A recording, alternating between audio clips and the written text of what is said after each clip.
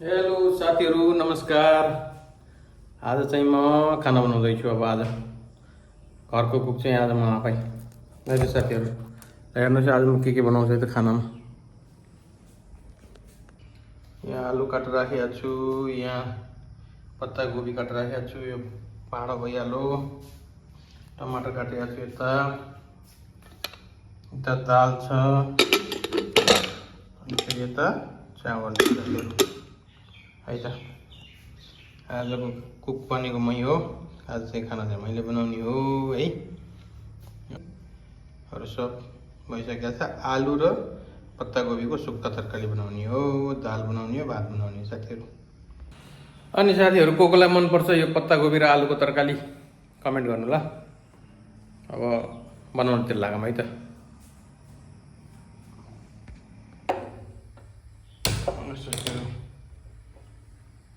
दाल चाहिँ बस्यो, दाल बस्यो है चुलामा। अब यता चाहिँ म तरकारी भर्छु, त्यता चाहिँ चामल छँदैछ। यहाँ साथीहरू यो चाहिँ तरकारी छँदैछ। यहाँ हिजै 2 डब्बा कागतीको अचार बनाएको छु, त्यो भिडियो पनि छ युट्युबमा गएर हेर्नु होला है त साथीहरू। भात चाहिँ यहाँ छ कुकरमा, सिटी लाउनु बाँकी छ। अनि म चाहिँ यहाँ छु फेरि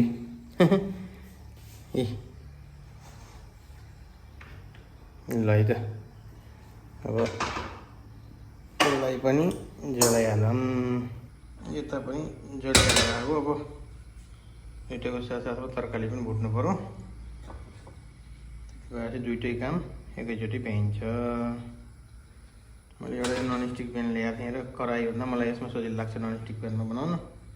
ठुलो पनि छ, सट्ट भुटिन्छ पनि है त साथीहरू।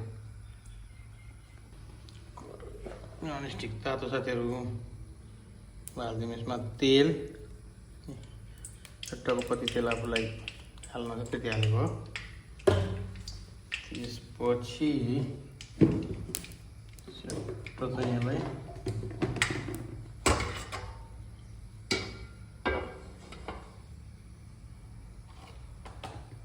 हालिदिउँ। मेथी हालिदिउँ, तोरी हालिदिउँ, जिरा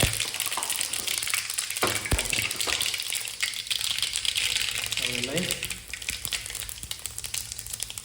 पाक्न दिउँ। त्यसपछि हालिदिउँ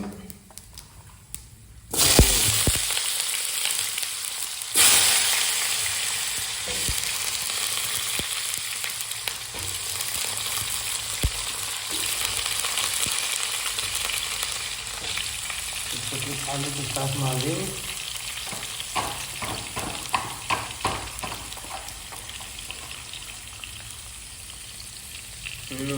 एकचोटि नुन कति ठुलो डल्लो हो या निकाल्नुपर्छ। गयो नुन, आलु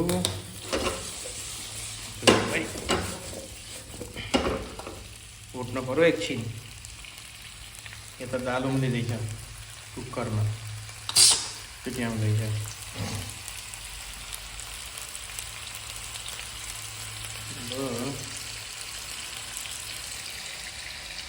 एउटा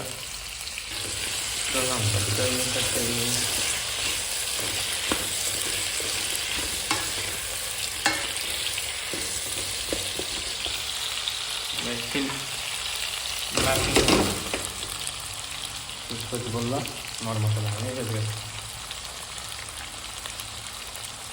ल यसरी तातो उठिँदैछ।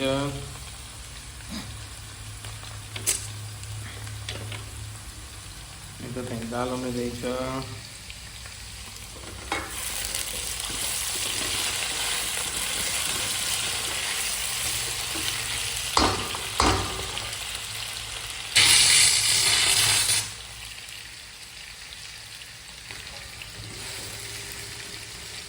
ल साथीहरू बन्दागोभी मैले यसमा हालिदिएँ, पत्तागोभी है। अब चट्टलाई ढाकेपछि यो चाहिँ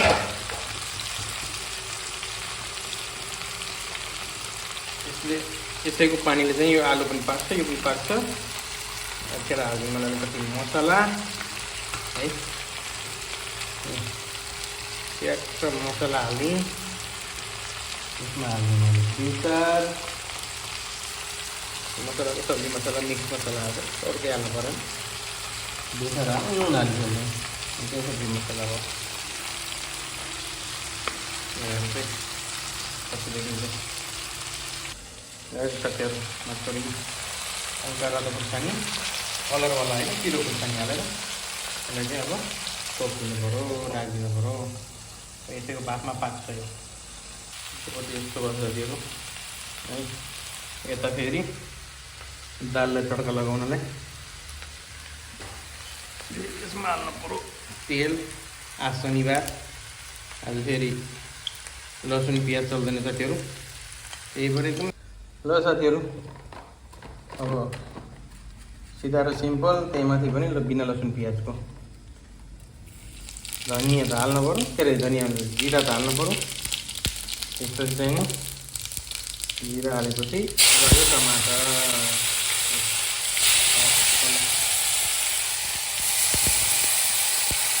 गयो चलाउनु पऱ्यो।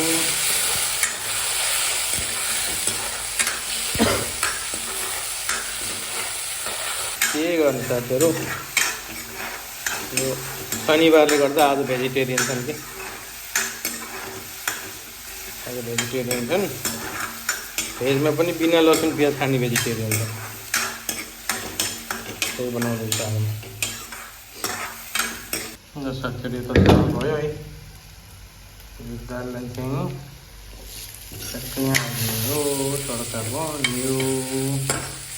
ल यसमा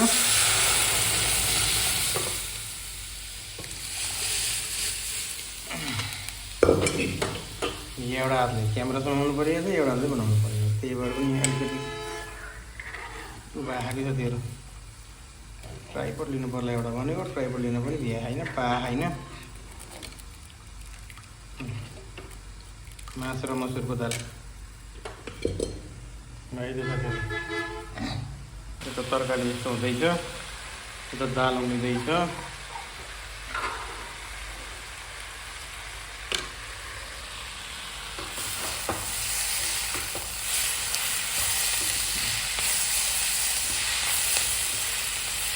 अनि एकदम लटपटा हुन्छ कि यो क्याबेजको तरकारी, भन्न खोजेको पत्तागोबीको तरकारी, बन्दागोबी। मलाई चाहिँ असाध्यै मनपर्छ साथीहरू। को कोलाई मनपर्छ तल कमेन्ट गर्नु ल। अब यसमा अलिअलि लसुन र अदुवा प्याजमा बनाउनु पाएको भए झन् दामी हुन्थ्यो। त्यसको चाहिँ आज अब सम्भव भएन, कुनै अरू दिन बनाउनु। एक नम्बर। ल हेर्नु साथीहरू, तरकारी क्या दामी बनो, सुक्खा तरकारी है त। यो त दाल उम्लेर आयो, दाल पनि पाको,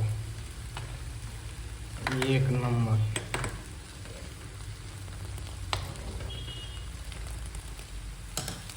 यो तरकारी एक नम्बर।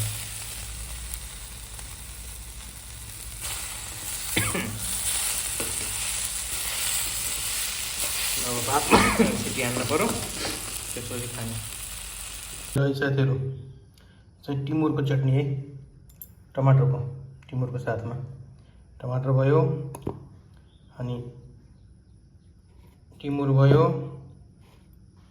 अब नुन हाल्नु पऱ्यो, त्यसपछि यसलाई सट्ट गर्नु। फेरि यो काँचो टमाटर हो, यो नपोलेको प्लस नउसिनेको काँचो टमाटर हो। यसको चटनी एक नम्बर हुन्छ साथीहरू।